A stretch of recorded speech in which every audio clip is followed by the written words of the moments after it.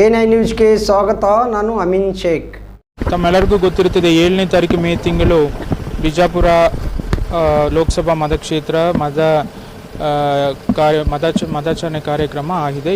ಈಗ ನಾವು ನಾಳೆ ಆದರೆ 4 ಜೂನ್ 2024ರಂದು ಮತ ಎಣಿಕೆ ಕಾರ್ಯಕ್ರಮವನ್ನು ಸೈನಿಕ್ ಸ್ಕೂಲ್ ಆವರಣದಲ್ಲಿ ಹಮ್ಮಿಕೊಳ್ಳುತ್ತಾ ಇದ್ದೀವಿ.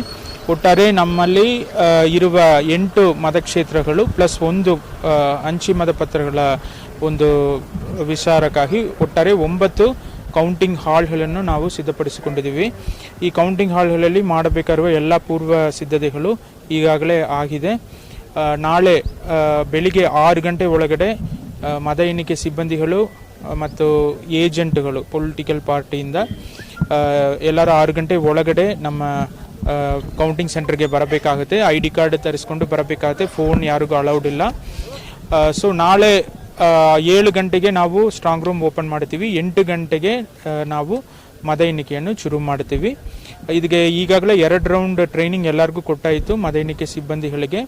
ಮತ್ತು ಪ್ರತಿ ರೂಮ್ಗೆ ಒಂದು ARO ಮೇಲುಸ್ತುವಾರಿ ಇರ್ತಾರೆ. ಒಟ್ಟಾರೆ ನಾವು 6 ಉಸ್ತುವಾರಿ ಮಾಡ್ತೀವಿ.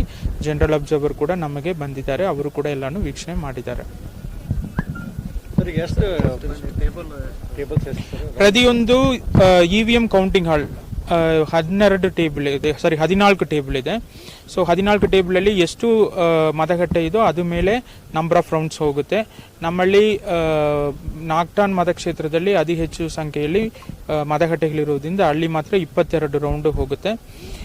ಕಡಿಮೆ ಮತಕ್ಷೇತ್ರ ಆದರೆ ನಂಬರ್ ಆಫ್ ರೌಂಡ್ಸ್ ಕಡಿಮೆ ಆಗುತ್ತೆ. ಅದೇ ರೀತಿ ಪೋಸ್ಟಲ್ ಬ್ಯಾಲೆಟ್ ಮತ ಎಣಿಕೆ ಕೇಂದ್ರದಲ್ಲಿ ಒಟ್ಟಾರೆ 12 ಟೇಬಲ್ ಇದೆ.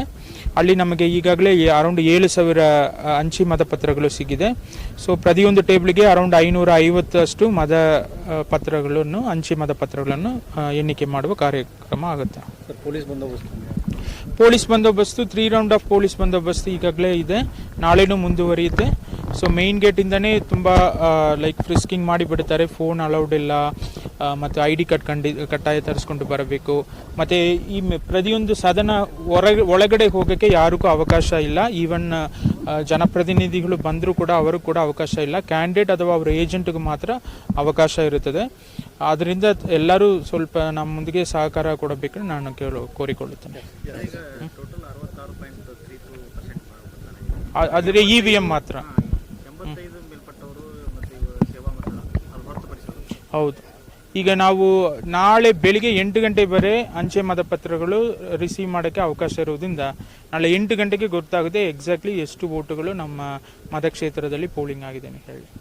ಈಗ ಅದನ್ನು ಸಪ್ರೇಟ್ ಮಾಡ್ತೀರಾ ಸರ್? ಆದರೆ ಈಗಿರುವ ಲೆಕ್ಕ ಬರೀ EVMದು ಕೊಟ್ಟಿದ್ದಾರೆ. ನಾಳೆ ಫೈನಲ್ ನಾವು ರಿಪೋರ್ಟ್ ಕಳಿಸುವಾಗ ಅಂಚೆ ಮತಪತ್ರಗಳನ್ನು ಸೇರಿ ಕೊಡ್ತೀವಿ. ಫಸ್ಟ್ ಸ್ಟಾರ್ಟ್ ಆಗೋದಕ್ಕೆ ಅಂಚೆ ಮತ್ತೆ 8 ಗಂಟೆಗೆ ಅದೇ ಶುರು ಮಾಡ್ತೀವಿ. ಒಂದು 5 ನಿಮಿಷ ಬಿಟ್ಟು ಉಳಿದ ಎಲ್ಲ 8 ಸೆಂಟ್ರಲ್ಲಿ ಏಕಕಾಲಕ್ಕೆ ಶುರು ಮಾಡ್ತೀವಿ. ಅದು ಕೂಡ 8 ಗಂಟೆಗೆ ಶುರು ಆಗುತ್ತೆ. Thank you. ನಿರಂತರ ಸುದ್ದಿಗಳಿಗಾಗಿ ನೋಡ್ತಾ ಇರಿ A9 ನ್ಯೂಸ್.